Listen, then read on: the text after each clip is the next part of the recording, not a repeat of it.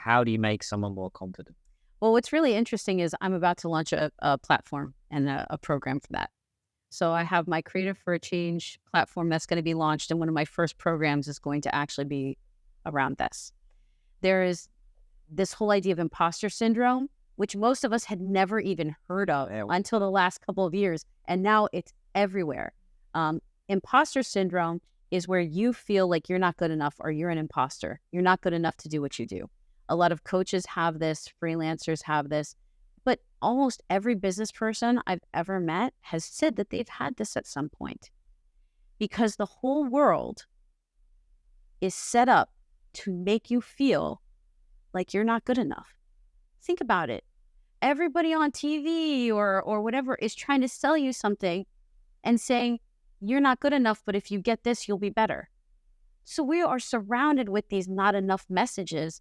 And so when we get to these professional moments where we have to take a risk or we have to do something new, which is already scary because it's change and it's new, we have these doubts. Am I good enough? Am I going to be able to do this? And who am I to help these people? And so I'm finding that this is something that's China and the US. I'm finding this is a universal thing.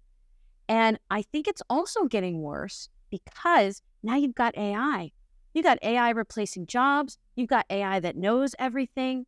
So now we're competing with supercomputers.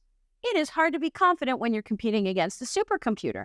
And I think that this is going to be a continual trend that people are going to have a hard time. And it's very vital. You have to be confident in order to be creative, to be confident in order to show up and do your things well. You have to be confident to have boundaries so that you don't get taken advantage of. And this is what we all need now. So without giving away your key teaching, if someone comes to you and they're really nervous and really they want to improve their confidence, what's the kind of key takeaway? Do you throw them in at the deep end and say, right, just stare at a stranger? No. What kind of methods can you share? Maybe one key tip an easy thing that they can do today in order to just improve their confidence going forward? Well, I can give the main steps. The first thing is you have to be self-aware. You have to figure out who you are and who you want to be. Because once you have that, you can show up confidently as that. But if you don't really figure that out, it's hard for you to show up, right? The second thing that you have to do is you have to figure out what obstacles are holding you back.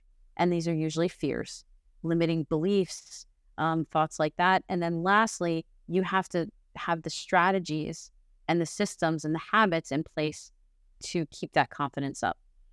I know that a lot of people know this, but if you go like this, the Superman, do you know this? Do the Superman pose. Okay. Good posture. I mean, not like you're so cool, but like, Superman posture. And you do this, and if you hold this, you feel better, don't you? You actually feel more confident. Right? You actually feel more confident. It's a neuroscience thing. Like there are certain positions, just like if you smile for a certain amount of time, you release the happy chemicals. This actually releases some of the confidence. So this is something you can do right now. That's a quick fix. Should have done this for the whole pod. Really. The only thing is, though, body language wise, because I do a lot of non-communication. People feel like you know. Is it a power thing? It is a power. So you want to do this a little bit, but then like before you give a talk, you do this for 1 or 2 minutes behind the scenes, and then you go out on stage and you do your thing, and then you're better. So that's a very quick and easy way, but it's a quick fix. The problem is a lot of the coaching and a lot of the programs I see are doing good quick fixes like this, but the problem is deeper. The problem is usually fears or things that are underneath that are keeping them back. So you can teach somebody how to be confident, but if they've got something underneath that's sabotaging it, it's going to keep going wrong. It's just like if you have somebody who's trying their best to lose weight, but underneath it all, they've got a thyroid disorder, it ain't going to happen. But if you don't take the time to figure that out, they're going to get more and more frustrated because they can't achieve their goals. So a lot of the work that I'm doing, all the work I'm doing is deep. I mean, even the business work with Flex My Career, you have to get down there into the passions. You have to get down there into the bravery, and you have to be confident to be an entrepreneur. It is somewhat of a risk, going down that road, but I think it's also a risk just being stuck in an office. I think that would be a risk to churn away your life, like thinking what I could have done. Yeah. I think that's a really great point. But, I think regret is the most costly risk. yeah, although it's already done, so there's nothing we can do, right? Unless you invent that time machine and then we're rich. Yeah. So Yeah.